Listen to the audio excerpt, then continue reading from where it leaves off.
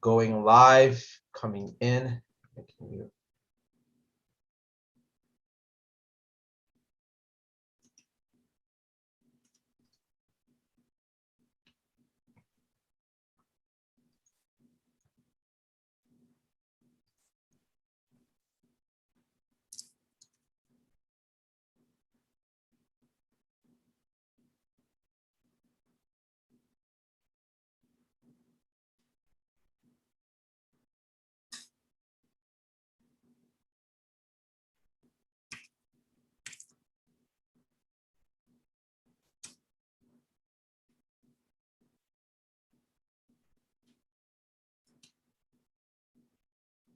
Okay. Yep, it's live now.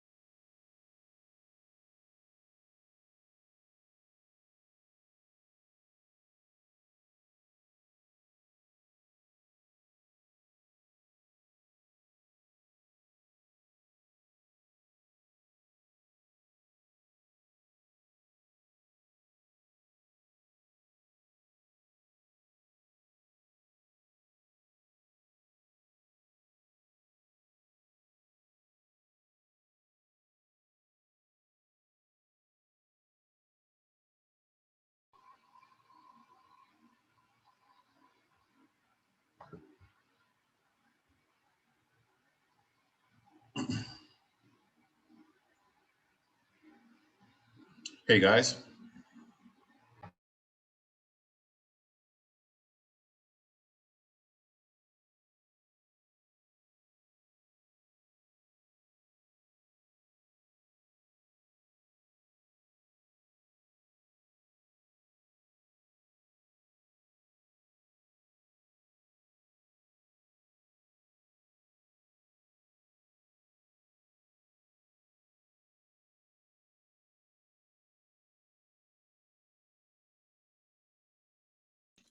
Hey Nana, how are you?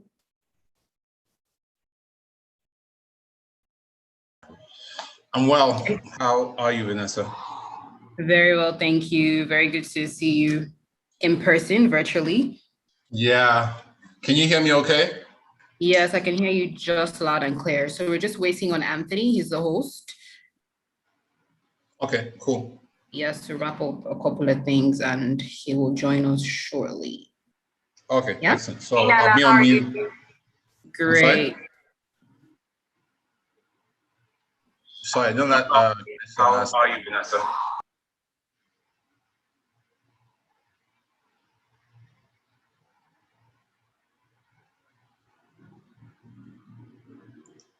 Vanessa, it sounded like there was somebody else on the call, but I don't think it was Anthony.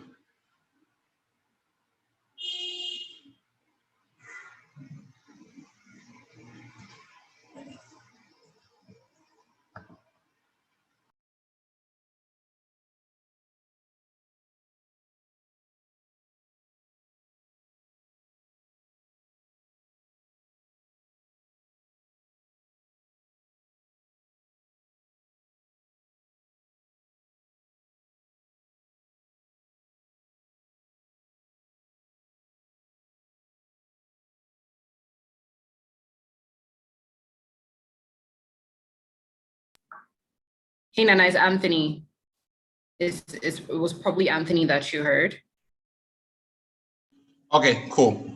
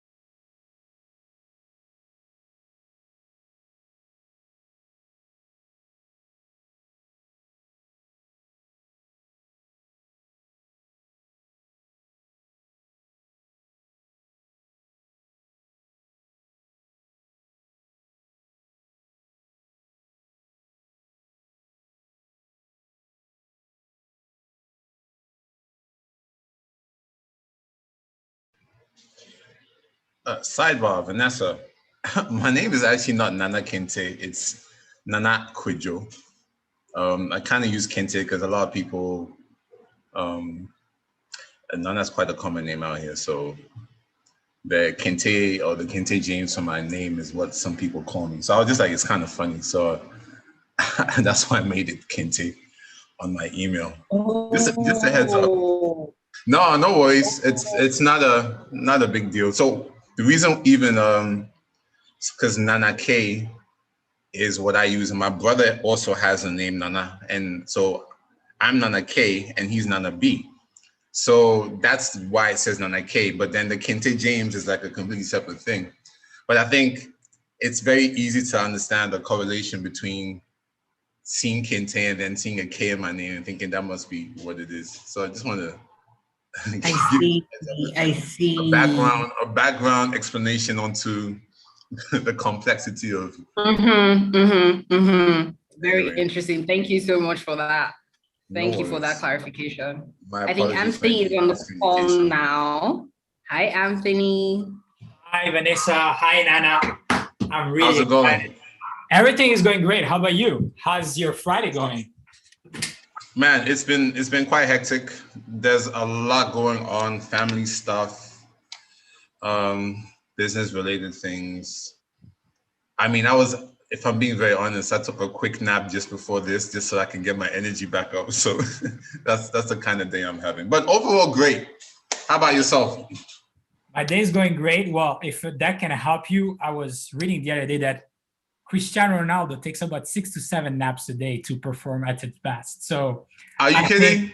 Yeah, so I think you're on the right path. That's my soulmate then, because I mean, I could relate to that. Like, I don't get to take as many naps as he does, but honestly, it re-energizes me quite a bit. I don't know if it's a creative thing or just me, but hey, it is what it is. Awesome. All right, so I'm gonna get us started. Thank you, Vanessa, for your help.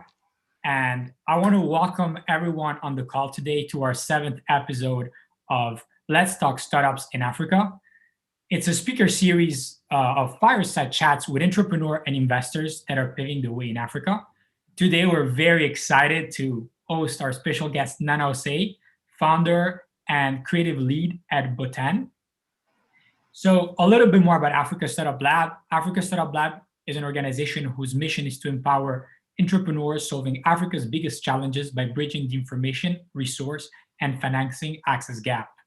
Before kicking it off, I just want to share some housekeeping rules. The talk will be interview format. So we will first have the first 30 to 40 minutes an interview, and then we'll open it up to questions for the audience. So we invite you to post questions in the live stream chat, as well as use one of our other networks such as LinkedIn or Instagram to send us your questions. And our dear Vanessa will be here monitoring our chat for questions. So thank you so much, Vanessa. And I'm very excited to be here. So with no further ado, welcome, Nana. Thank you for being here. We're very excited to have you. Why don't you tell us a little bit more and introduce yourself to the audience? Yeah, thank you for having me. It's my pleasure. Again, my name is Nana Kwejo, the K being Kwejo. Online, they call me Kente James. I'm a co-founder of Bohten Eyewear, and I'm a brand consultant by trade, I guess. A little bit about me. So, the company, Bohten started in 2012, 2013. It was actually my brother's idea to create a product that was a reflection of us, of his character, and the things that we hold dear. I think to tell the story of Bohten, you kind of have to go back to us. I think being in college, you're just learning a lot of different things. I grew up all over the world. I've schooled in Ghana, in South Africa, in New York was the last place. And I think it was my time in New York that told me a lot about myself. And being in college, I got very involved in a lot of extracurricular activities. And I think through this journey, this kind of taught me that there was not one path to being successful. And that there was many ways to grow things and to build things. And I think I've just been following that ever since. And I think my brother and I hold the same tenets when it comes to that. So not sure that's exactly what you wanted, but that's what no, you're gonna get. that's great. Where in South Africa did you grow up? I actually lived in Johannesburg for 6 years and a half. So we Okay, I was cool. I was in Pretoria. Where, sorry? Pretoria. Oh, very cool. So very, very close. An hour drive from Johannesburg. That's really exciting. So yeah. Going back to, you traveling everywhere, and you told us that your brother came up with the idea of Bohten. Could you perhaps share a little bit more about what is Bohten and how did the idea came about? So your brother had this idea, but how did he think about having this idea? And what is Bohten exactly for those on the call who are not familiar with it yet? Great, thank you for the question. Bohten is an eyewear company that started off sourcing sustainable materials to make frames, similar to what I'm wearing right now.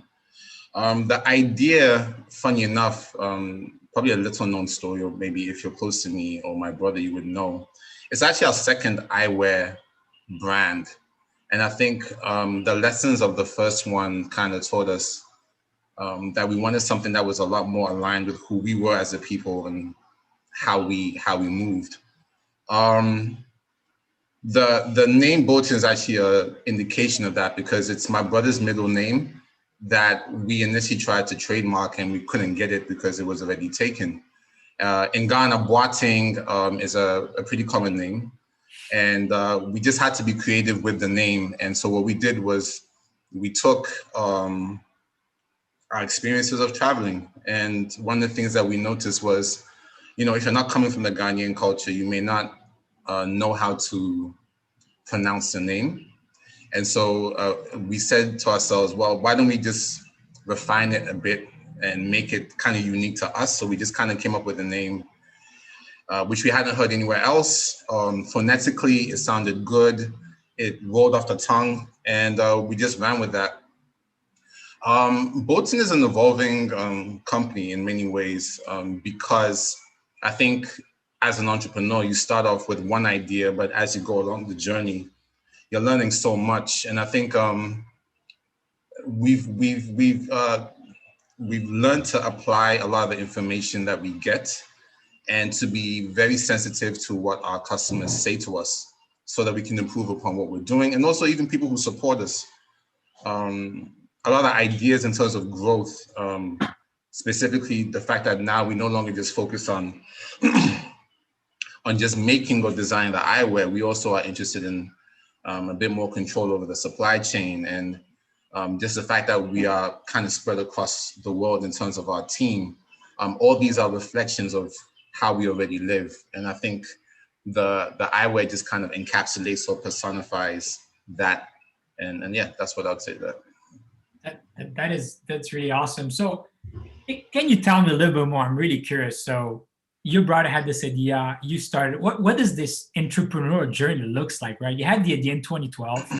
You told me that you already had launched another eyewear company prior to that. So what happened with that one? Did it not go as planned? And you took the learning and say, okay, given that, I learned what didn't work, let me retry this, but in a different way. How did the journey look like? Tell us a little bit more. 2012, that started. Were you selling online initially?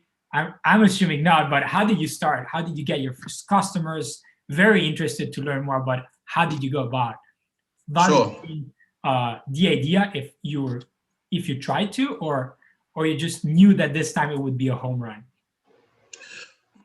I think there's always a certain level of doubt, or uncertainty is probably a better word. You start something and you're not really sure whether it's going to work or not. You're just taking a risk. The first eyewear brand, it was a partnership which we realized quickly that the values of our partner wasn't the same as ours. And that was the reason why Bohten came out, because we wanted something that was a lot more aligned with how we see things and how we wanted to build things in terms of sustainability, exploring that in terms of the way we made the wood work with the other materials. So initially we wanted an e-commerce platform. We were focused on retail. We did a lot of prototyping and rendering in the initial stage to come. And the key to it was really, there was one summer where we just got one product. And I think going from an idea to a physical product, that's where it speaks for itself. So I remember my brother, at the time, I was here in Ghana, he was in Canada. And he showed me his first prototype, and all the conversation and discussion about how to do a pair of glasses just came together. With that one, you can kind of take it to other people and say that I have this product that I'm making, this is what it looks like, and then you get feedback. So the feedback was overwhelmingly positive. And so we were able to use that to tell a story about, you know, travel and nature. And after that, we were trying to get into as many stores, both here in Ghana and also in Canada as possible.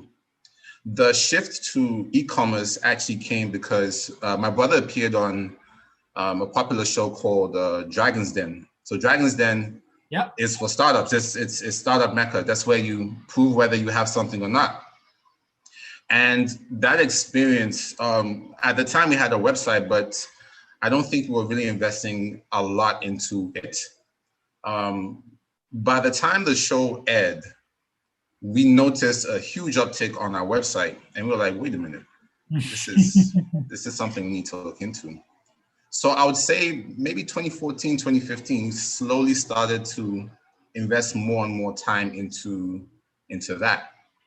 On the flip side, as we were growing as a company, we realized that, I mean, B2C is margins are higher. You're dealing directly with the consumer. There's a feedback loop which allows you to iterate quickly.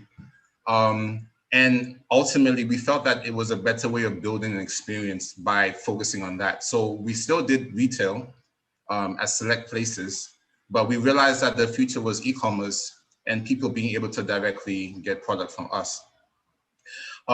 As this was all happening, we were also trying to have a bit more control. And I think that's been the biggest lesson for us. You can design and manufacture something, but a lot of times we're using third parties to manufacture because we don't have those facilities and we don't have the funding. I mean, you're basically bootstrapping the entire process. But luckily, we were growing enough in terms of the yearly revenue. Not a lot, but at least there was a consistent amount being made to start looking into what would we need to do to start at the very least prototyping. So I'm actually in the hub, which is something that we did after we did the Kickstarter. So the Kickstarter was at the 5th year mark of the company. And we did that to raise funds to be able to prototype in-house and also to fund, at the time, what was our most complete collection. So from that, it's just really been learning and building upon that. My brother especially is really good at digital marketing, and I'm good at brand development and telling stories. So just looking at how the visuals and the communication work together, and at the same time understanding business, because business is not really how it looks, it's how it functions. So that's like starting to get the right people on the team, starting to understand how to manage people, leveraging the new networks that were growing to find people who you have synergy with so that perhaps you can find ways to build. So like getting an accountant, and you know, at the beginning stages, there's no money. So you have to find smart ways of getting people on your team. And sometimes that's equity. Other times it's you find a small amount of money that you can, you know, invest into some level of expansions, because you want to have a company that runs whether you're there or you're not. And, you know, it also grows you as a person. And I think that as we understood how things worked, it started to apply into the business. And I think you touched on something that at Africa Startup Lab that we've engaged a lot with entrepreneurs. Sometimes on the continent, they have ideas that are not always digital products. They perhaps need to manufacture, and they do struggle with that fact of how do I get my first prototype out? So it would be, you told me your brother got this first prototype in Canada, or was it in Africa that he realized the first prototype? No, actually, we just sourced it from. We had at the time an industrial designer who helped us design, and then we also had networks both in Asia and in Toronto, because we had our first internal manufacturing hub over there. So we just basically said, listen, this is what it looks like. And then we got online and we just made, honestly, a lot of cold calls, calling people in Toronto, calling people in various places around the world, and finding somebody who would be willing to make at least one, and then from the one making it 10, and then 10 making 100, and so on and so forth. How challenging was that part to really find the right manufacturer to get started? Because I was in retail in my early days, that was one of my first businesses. And one of the main challenges has to do with quantities, or, you have to build a relationship with the future manufacturer that you'll be working with. And sometimes entrepreneurs in the very early stages might not have the funds to get it started, hence may not be able to produce the first prototype or be able to fund the minimum quantity to get the product started. So how did you go about that? And what recommendation would you have for entrepreneurs that are saying, I have this product idea, I want to get it done, but I want to get a prototype first, show it to everyone, be able to market it before being able to produce this 100 templates of it? That's a great question. And quite frankly, I don't think there's a complicated answer. You just have to sacrifice some money from somewhere and get it done. I don't, in terms of the manufacturing apparatus globally, prototyping is pricey. You can't get around that. And I think you just have to not beat yourself up about things not being perfect. I think we've learned that, done is better than perfect, and you keep on improving. So the first prototype may have not been up to scratch, but it was still a step from just something that's going on in your head to something that's physically in your hand. And so even one of the things that it took a long time for us to be able to do was we couldn't do large runs of anything. There were times where people would order things from us and we wouldn't physically have the product because we didn't have the means at the time to buy like the minimum order quantity of a particular school that we had to have it manufactured for us. And I think when you don't have the means, you have to be smart in terms of how you manage people. You have to be honest with them. You have to make sure that your consumer knows that you're working towards getting them what they want. You have to communicate and be frank. Like, hey, there's a backup on this particular thing, but it's going to take us a few months or a few weeks or a few days to get this to you. Is that okay? And always try and manage those relationships with integrity, because I think that the beauty is we've always kind of been a bit forward about what we're up to, meaning that people always kind of knew that we were growing and evolving. So I think people, especially in the beginning stages, are willing to work with you if they know that your heart is in the right place and you're going to get them what they need to get. So when we could only afford to sell 10 because that's what we have, we sold 10.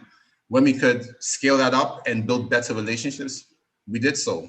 To your question about how to build those relationships, we literally just, you call the first person, you have no idea what you're doing, but you're just using your network to say, I speak to this guy, he might be able to help you.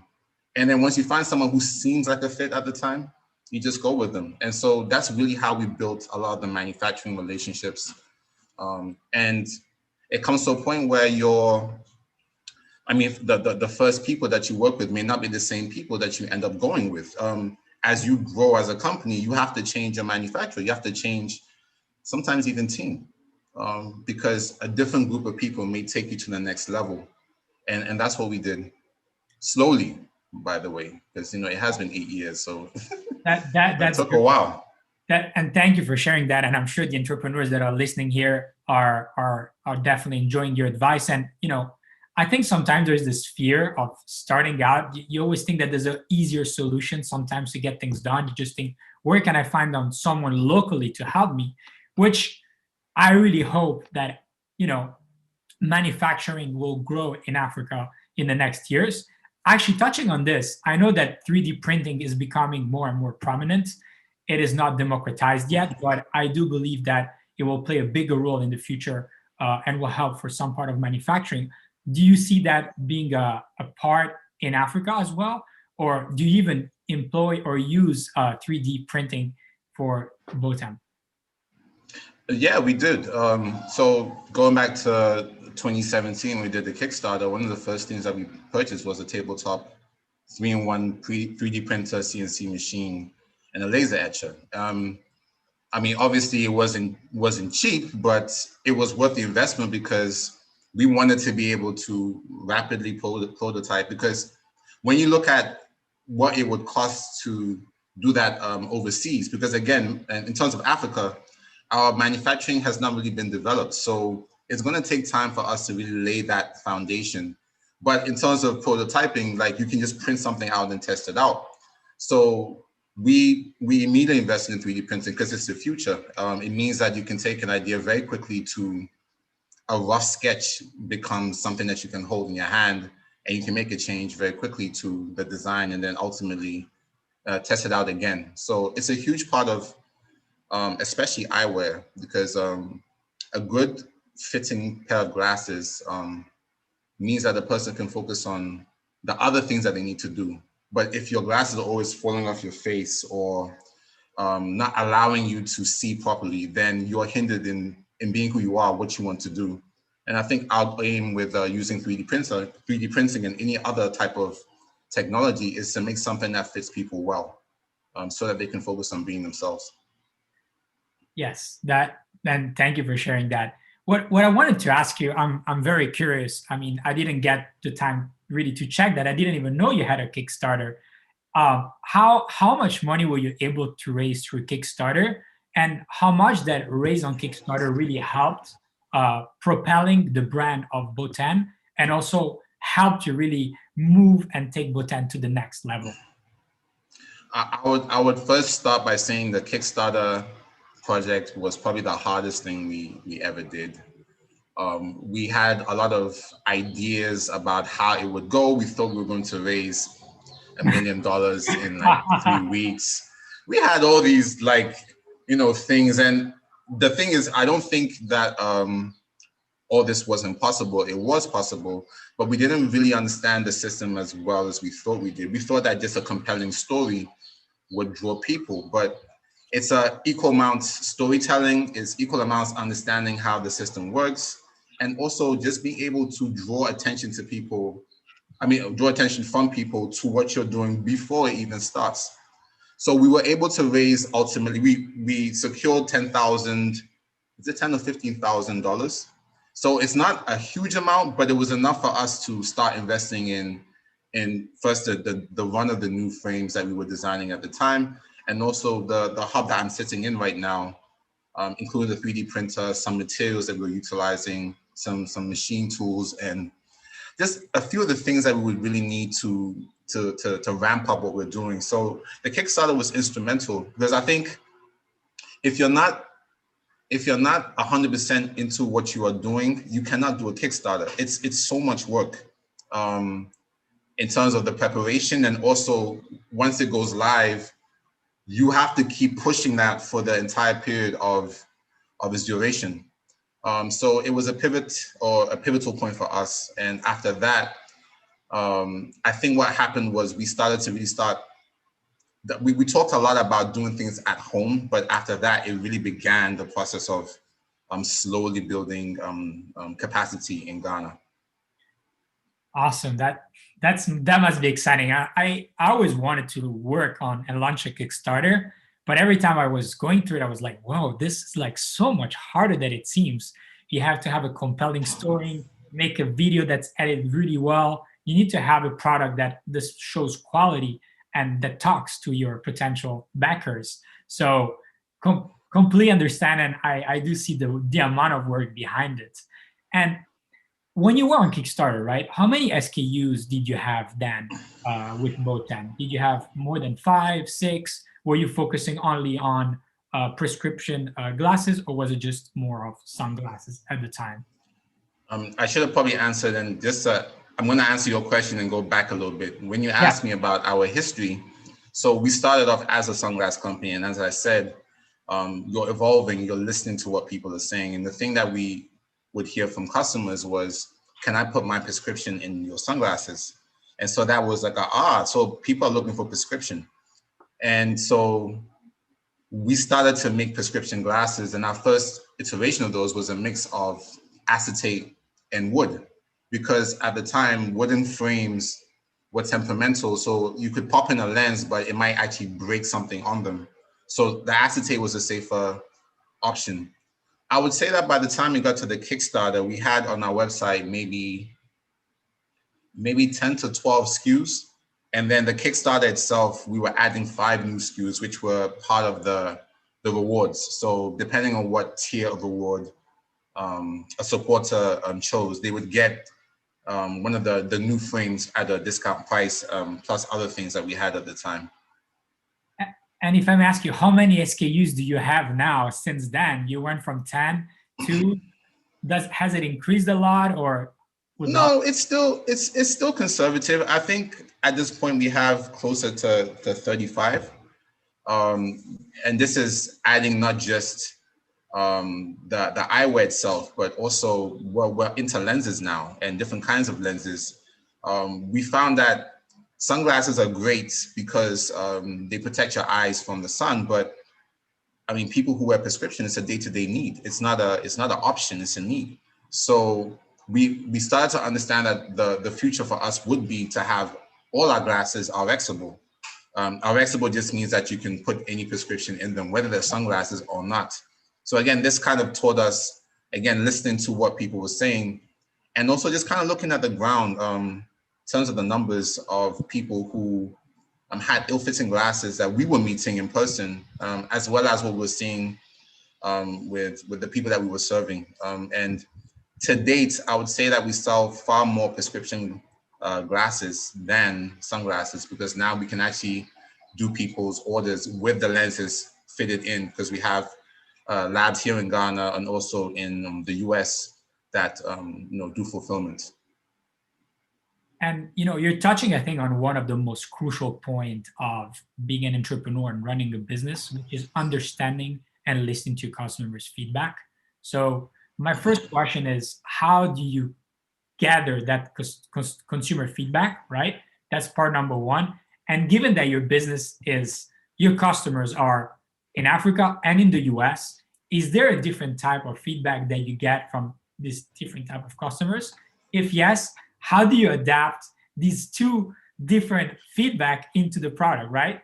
It's just fascinating because two different markets, but are there any differences or any similarities? I would love to hear about that. It's a great question. So we're still small, and I think that's the beauty of not growing very, very fast, that you still have personal relations. Like here in Ghana, like I would say 40% of the people that buy from us, we know personally, or they contact us via email and they come to the hub, or they have somebody come and meet them and show the wares. So it's very much you are building a relationship with either new people or existing people who want to try out your product.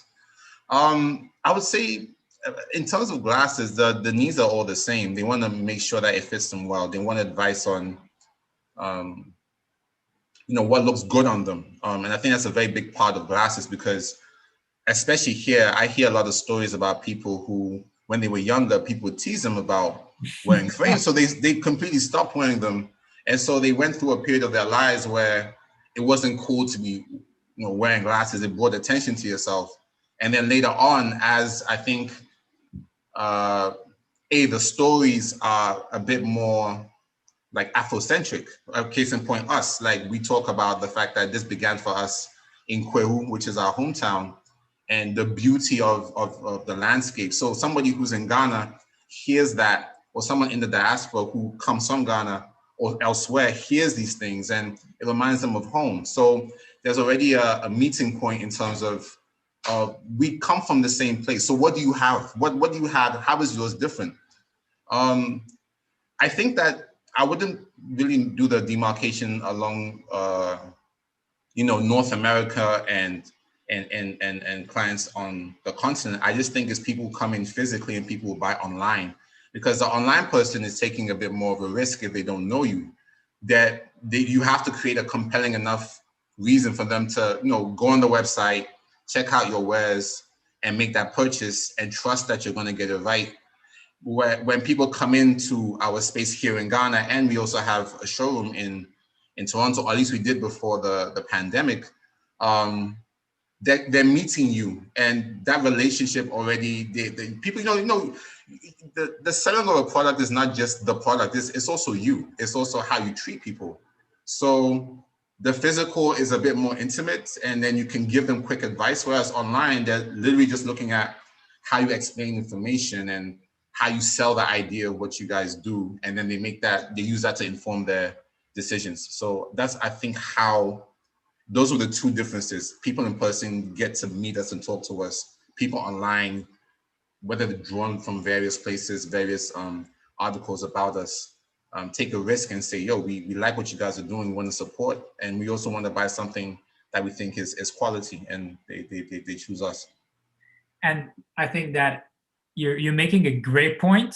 And as we're moving more into this future, it seems like digital is taking a more and more and bigger and more important place into the business. So interested to hear, how will you be able, first of all, what are the challenge of building an African brand of eyewear? Were there any challenges with the fact that, it's an African-based company trying to, I would say that the sunglasses space, better than I, is very crowded. So how did you cut your position for your brand, for Bohten?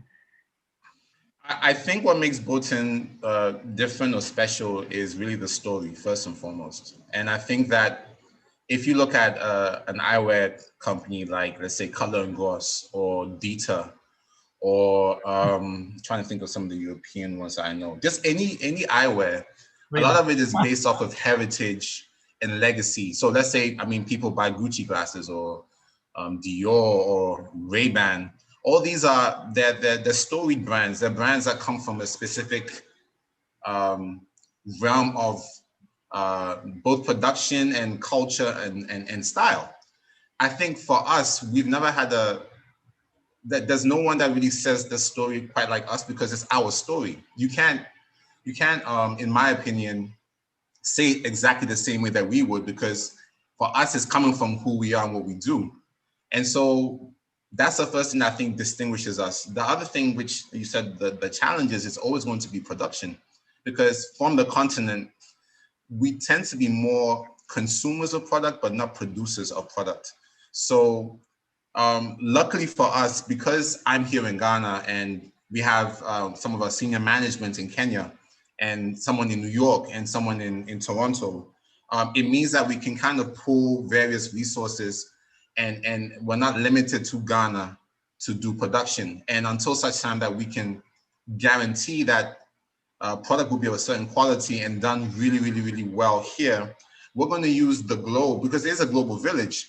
And I don't want us to limit ourselves to anywhere. We want, at the end of the day, the consumer wants a good pair of glasses, and that's what you have to give them. So if you need to go to Antarctica to get that done, you need to get that done.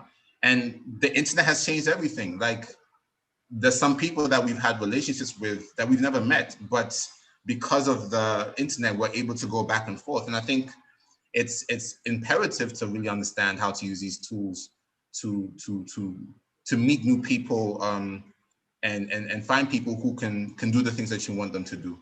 And that's what I think would be the future. I see production and also improving the fit of frames, which is the design, to be the key to making frames that are even better for the consumers. Thank you for sharing that.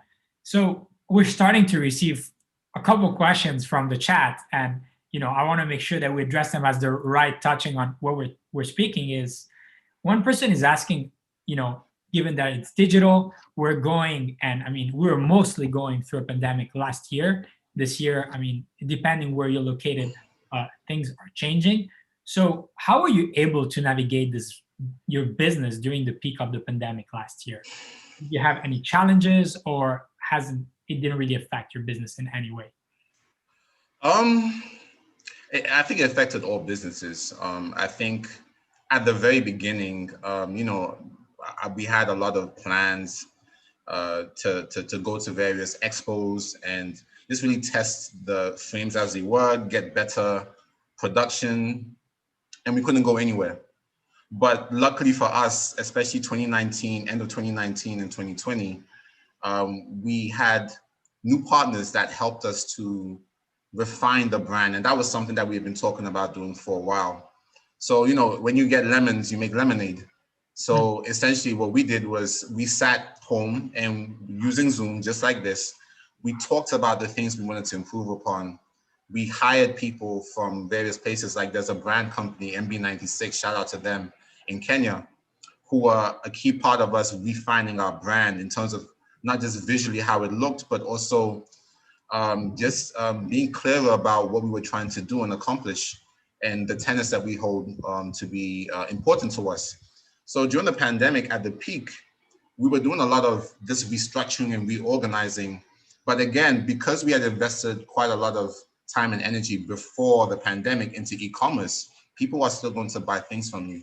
And for us, we were fortunate because as that was happening, there was also people, all the causes happening around the world, there was highlights on Black businesses.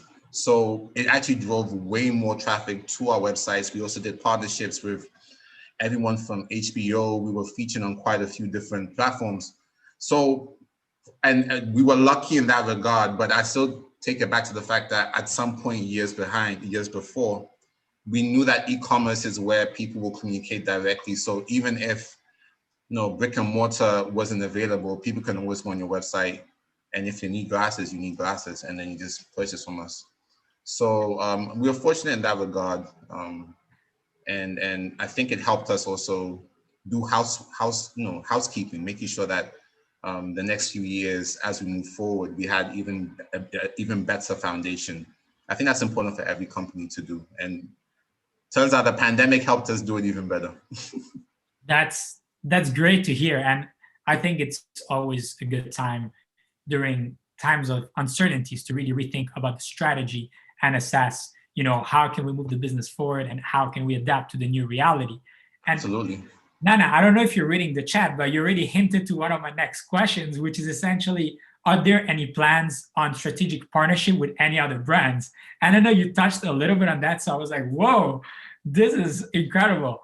Wait, now I don't remember what I said about that. I mean,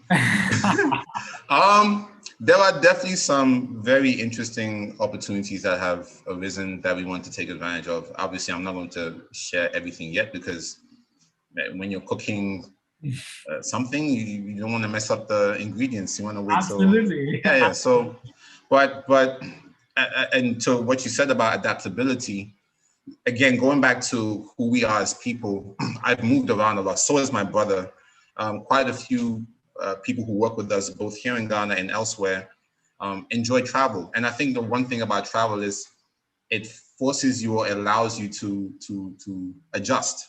You're not going into familiar spaces all the time. And I think that's really a very key part of our business. So because we're able to adapt, case in point, from sunglasses to eyewear, we kept relevancy because we were serving the needs of the people at the time. And then once we realized that we could do better with production, we started to tackle that, chipping away a bit at a time. All these are adaptability needs that you can't just put your head in the sand and say, well, I'm making some form of revenue, so I don't need to change, because the world is moving fast, and sometimes you have to be ahead of the curve. And that's listening to the people that are your consumers.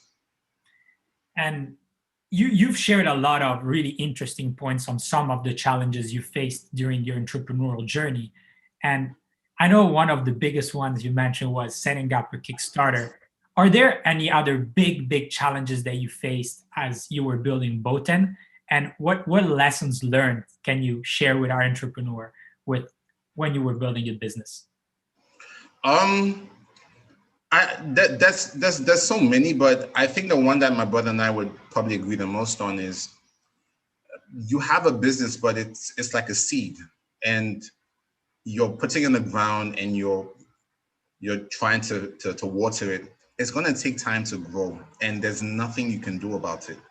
You have to, in the meantime, survive. You have to, in the meantime, do other things. Like the entire time that I was with Bohten, I was working a full-time job in the university. I also had a brand consultancy where I was working for people. My brother did digital marketing and partnerships with everyone from Nike to a lot of different brands in North America. So sometimes, and I guess it really depends on who you are and how you think. But for me, it's actually working with other organizations that I learn the most. And I apply the knowledge into what I'm doing for myself. So I think in terms of challenges, it was being patient to know that the seed that we were trying to grow would, germinate and start growing, and it will be slow initially, and at some point it'll grow. But you have to kind of stick with it until it gets to that point. I think a lot of us, especially looking at what other people are doing, we start thinking if it's not a multi-million-dollar company, or if you don't get like revenue in the tens of millions in the first 5 years, it's a failure. But that's not been our experience. I mean, it's 8 years, and I still say that we're learning, and it's not something that I think is going to change, even no matter how much money we make. It's part of the process, and I think as an entrepreneur, you should thrive on looking into the future. So just being patient and allowing things to grow, and then also working in different spaces to sustain yourself, I think was one of the things that was difficult at times, but in the long term, reap benefits. And to that point, I think that medias in general, they make entrepreneurship very glamorous, very beautiful. They always show the great side. I always believe that there's a lot of bumps, huge bumps along the way that should be more portrayed and more shown, more feeling stories and success stories. And what one of the questions I'm receiving here for someone is, what was Nana's driving force to becoming an entrepreneur? How did you know that you wanted to do entrepreneurship? How did you have that in you? When did that click? I can't speak for anybody else, but I'm not sure. I stumbled into this, honestly. Again, going back to adaptability, there were times where I couldn't get jobs, and I had to figure something out. And for me, people give you the term entrepreneur. They tell you you're a businessman or whatever. But for me, it was just kind of like following your path and realizing, if this doesn't work, let's try something else. But going back to my time in college, that was pivotal for me, because I've been a well-rounded person for the majority of my life. So in school, I did well, but college in the US was the first time where I was getting consistently bad grades.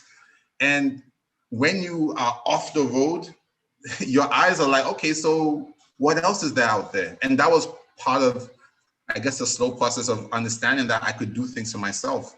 And I think that's all part of the training to become, quote unquote, an entrepreneur. It's not glamorous. There's so much.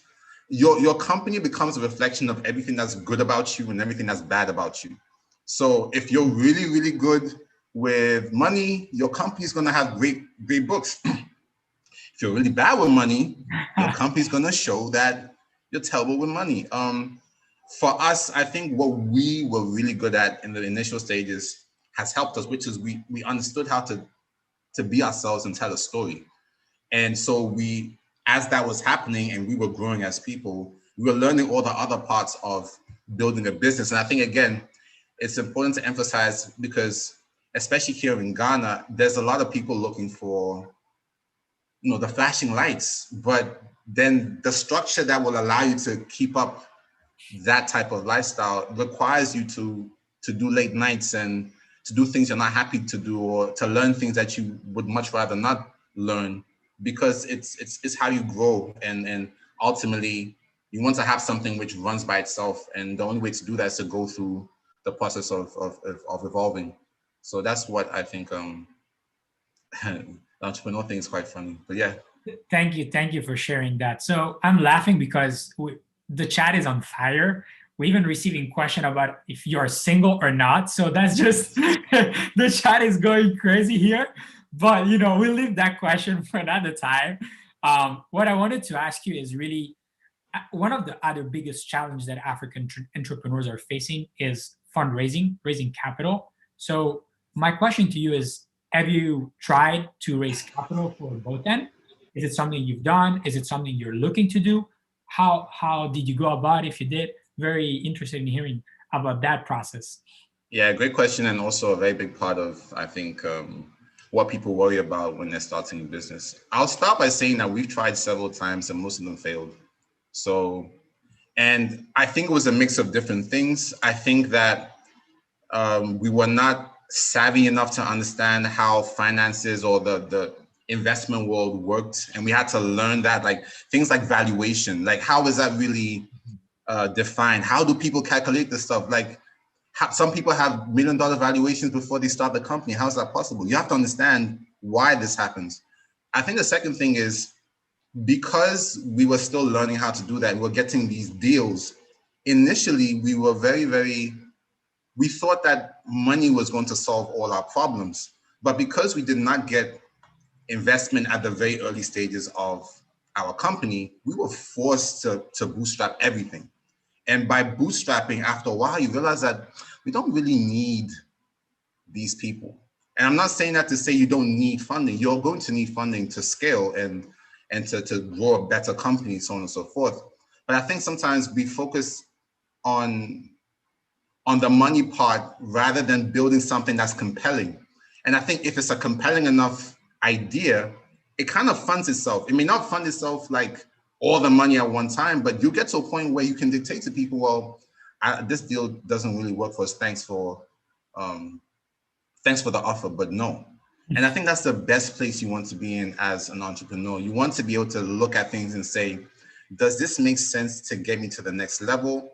Or is this something that I'm going to have to give up too much, whether it's equity or time, or sometimes bringing people on board who are not necessarily a right fit for your company. Like, we sacrifice so much for that initial investment of money, and not by our design, just the way things happen, because it didn't happen early on. By the time we got to that point, we kind of knew that we had a viable business and we knew that it was going to grow whether we had the investment or not. But the investments, and we did get strategic investments in 2019, the investment only just allowed us to fast forward the ideas and to fund things a bit quicker. But aside from that, we got to a point where we're very sure that, you know what, even if we have to bootstrap for the rest of our lives, this is gonna work out. And hey, we'll have 100% equity, and hey, that's fine too. Again, not saying that people should hold on to everything, but I'm just saying that you want to look at it from a very future thinking perspective and realize that when the time is right, you'll get the means, but you have to work on everything else until you get to that point. And I think you've touched on a big reality. A lot of startups do look for funding even before having an initial product, which I think is a mindset that, is good to understand. Like you said, why do startups get certain valuation? How do we explain that? And having that understanding is fundamental to be able to raise capital. So in your case, right, where did you find this capital? Was it capital that you found on the continent? Was it someone in your network? Was it a friend, or was it someone as an angel investor or VC? Sorry, you don't need to share the name, of course, of the company. I won't share, even though at some point I'm sure people. But if you go to our website, it has that information. If you check out the blog, we made an announcement. We did a press release the day that it went through. It was through a network. We had somebody on our team who was close to us, who understood our needs. Shout out to Terry Opong, who basically introduced us to somebody else who was already looking for a compelling Africa-inspired brand that he felt would have global appeal. And so, again, this was, let's say, 2 years before we actually secured the investment, but that whole process of feeling each other out, talking about the future, they were getting to know us and we were getting to know them. And so by the time we got there, it worked out. We didn't get angel investment. We didn't get, I'm sure, I can't remember the other things that you were saying as sources of funds. Venture capital, but. Venture capital, no. For now, it was just the strategic investment from an organization that we are currently working with quite closely. And that's another great piece of advice that, you know, the entrepreneurs hopefully are listening to, is building your network early before you need that capital. Always being able to reach out to people, you know, and presenting what you're working on, share what you're working on, and, you know, make sure that they know before you actually need to raise capital. So that's another great advice. So another question here in the chat, and then I would say I'm gonna leave another 2 minutes for questions related to Bohten, and then we're just gonna take a look at Ghana and Africa startup ecosystem in general. So sure. This question is really about what you think, in your opinion, has been the greatest achievement of Bohten since its inception. What is the thing that you are the most proud of Bohten since you've started? Definitely persisting. That was still here. Let's look at the numbers. Let's be honest. Even when we started our company, there was quite a lot of companies that were very similar to what we were doing in terms of the product. But I think the fact that after 8 years, thank God that things gelled out. So I think I would say that's the first and foremost, because by you even being here, it speaks to endurance. In terms of greatest accomplishment, for me, and I'm sure my brother may have a different one, we see that we are connecting with the diaspora and people at home. We see it, that it's clear that people are rooting for us and they want us to do better. And they're guiding us and seeing potential and following our story. Whether they like us or not, that people are clearly saying that there's something here. I think that's difficult to do in this day and age. And I think it's difficult to consistently have that type of support. The other thing that I think I'm most proud of is, I mean, the work we did in 2019 and 2020 in terms of the rebrand. You know, when we started the company, it was very based on myself, my sister, and my brother in terms of how we saw things. But by the time we got to 2019, the company is no longer a company for us, it's a company for you. So the foundation that we were building was not based off of how we felt. We were looking at numbers. We were looking at feedback. We were looking at the future. We were looking at what the consumers needed that we didn't see on the market. So the rebrand and the re-strategizing and all the things were a reflection of the fact that this is what you guys are telling us that you need, and we're going to fit that role for you. And I think that's a very powerful thing to do, because it means that we have another, God willing, 10, 15, 20, 30 years of stuff to do, because in my opinion, we just gotten started. There's still so much in terms of fit and in terms of storytelling, consistency, that we're still applying into our company, and hopefully the consumer loves what we do and continues to support it. And just touching on that very briefly, how do you think is the best way for entrepreneurs that are on the continent working on their own brand to engage with the African diaspora? What you've seen that works well in your domain, if it's not a secret sauce that you can share?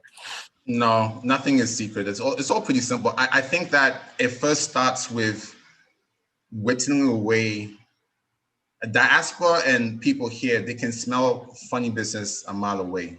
Be authentic. And I mean, I know it's said a lot and it's probably boring to people, but I think it really does start with doing something that you really care about, you believe in.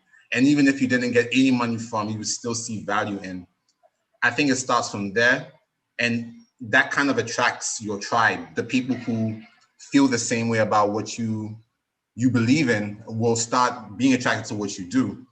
And then I think the next thing after that is taking that information and really figuring out beyond, because, you know, sometimes we entrepreneurs, especially on the continent, we're basing it off of, this sounds cool, or this is a great idea, but it's not actually solving any problem. It's not actually doing something functional, which is needed. And I think that we fall into the trap of ego, of, oh, this makes me look cool and I want to put CEO on my business card and, you know, just like hobnob with certain types of people. But your business needs to solve a problem. And I think once you figure out the authenticity and then what problem is really solving, I think it's those two together is just what you need to go to the next level. And if you're trying to connect with the diaspora, I think people can sense when these things are evident. Any company that has done really well by creating latent product or products that was innovation, and innovation doesn't have to be something completely out of the box. It could just be existing and then you add a little bit extra onto it, which is convenience or speed. I think is people have to be clear about what that is for them, and it will attract people, because that's what I like. I don't want to beg people to support me. I want to have a value proposition which is strong enough that they'll come to me. And by doing that, you can focus on making sure that they're always getting what they need from you and your company. What a great piece of advice. Thank you, Nana. That was awesome. So I know we're almost there. I don't know if we can add 5 more minutes just to wrap it up. That would be great. Sure. So just switching gears to really look at the African startup ecosystem and even the Ghanaian startup ecosystem. What are your thoughts on what you've seen in Ghana? How do you see startup entrepreneurs doing? One important to highlight that Africa has the highest entrepreneurship rate in the world, which is a very interesting fact, and also one of the highest with the highest filling rate as well. So how do you see the Ghanaian startup ecosystem growing? How do you see it now compared to 5 years ago, whether it's in a consumer product or technology-enabled products? That's a great question. It's quite broad. You know, we were both part of the MESS program, so we saw how a lot of companies, fresh from the, for the ground up, are trying to figure out their problems and solve things. I think it's booming in terms of new and fresh ideas. I definitely think that there are a lot of people who want to solve new problems and perhaps some existing ones. I think my challenge with us is, I think oftentimes we're building companies that are not as needed as, like, there's some fundamental things on the continent that we need to start really putting brain power to solving. Everything from creating software that actually works for our systems, to creating product that doesn't keep in mind the elite and the very affluent, but the everyday person. And I think that there's something there which is missing for a lot of companies. A lot of companies are trying to target like a luxury market, as opposed to realizing that the everyday person needs products and ideas. And if we start focusing on how to create that, we're going to, like, imagine, instead of focusing on getting 1,000 CDs from 100 people, you're getting 1 CD from 1 million people. Like, which one sounds better to you? But it's a lot more difficult because you now have to really understand who you're talking to and what they need. The second thing I would think is, or I would say to that is, for entrepreneurs in Ghana, it is such a difficult thing to even get to this point. I think sometimes the roadmap is not clear. The support is not necessarily there. People will not understand why you're forfeiting a 9-to-5 job to do something that may not even work out. The support is something that I hope will continue to grow, and people will not wait for something to be successful before they want to help it. But rather, in the fundamental stages, sometimes all people really need is emotional support. Someone to tell that, you know what, I don't even understand your idea, but I can see that you really want to get it done. Keep pushing, keep striving. Last thing to add to that is, I think people need to be a bit more reflective of, we have to kind of get to a point where we are taking ourselves out of the equation and focusing on the people we're trying to serve. I think that makes us more powerful, rather than doing companies that may not necessarily solve a problem, but make us feel like we're doing something. And I think that's very difficult in this terrain, given just the circumstances and and the day-to-day living of surviving on the continent. I hope that was clear. That was great. Let's look a little bit over Africa, right? African tech startups the past year were able to raise over $1.4 billion back to the continent in investments. What do you think that might look like in the next 4 to 5 years? Whether it's tech or SMEs or other companies such as yours that are manufacturing products. What do you think that looks like? Well, right now, Africa is the hotspot, isn't it? Everyone is trying to get a piece of the pie. Let's be real. Everyone around the world wants to do something here. I think it's the onus is on us to be aware of this, but also to be very smart and strategic about what we want to do with that attention, and to dig deeper, to solve real problems as opposed to look for and we talked about already, the glitz and glam, which is, I think, very, very easy to get seduced by, right? It's going to keep growing. And I think hopefully there's going to be even more companies that show that things made here can go anywhere. And as a flip side to that, I think that investment in production is going to be something that takes us to the next level. And we as a people have to invest in our own stuff and not wait for other people to do the investing. I think that will help us skyrocket. And you're touching on a point. I was listening the other day to this podcast. I don't remember which podcast, but actually it's a CNBC Africa interview where they were mentioning that, instead of investing only in African startups, consumers themselves should start buying the products that startups offer. That's the real way to support. So that's another thing that I think is going to be important for African startups as they move forward. But thank you so much for sharing all your knowledge. I say that, before we depart this very interesting and knowledgeable conversation, thank you so much again. What would it's my pleasure. What would your advice be for entrepreneurs or people that are thinking or that are passionate about your project, that are thinking of becoming entrepreneurs or current entrepreneurs in building ventures in Africa? I know you've hinted on a couple points, but just perhaps some others before we depart. Sure. I think you have to be cocky enough to know that you have something of value, but humble enough to want to learn and to listen. And I think if you have those two, which means that you place value on yourself and what you do, and don't let other people dictate that value to you, but at the same time, you're listening so that you can improve upon and realize that, no one's perfect and no business is perfect. You'll go far wherever you are or whatever you do. So I would say that would be my advice to anyone who wants to be an entrepreneur. Fantastic. Well, Nana, it's been an absolute pleasure to have you here. Pleasure's mine. Thank you so much for all your knowledge and insights that you've shared. This was just awesome. I've learned a lot myself. So thank you for that. And no, thank you. For everyone watching, thank you for joining us. And thank you again, Nana and Vanessa, for monitoring the chat. We'll see you on our next episode of Let's Talk Startups. Bye, Nana. Take care. Bye-bye. Take care. Have a good one. You too.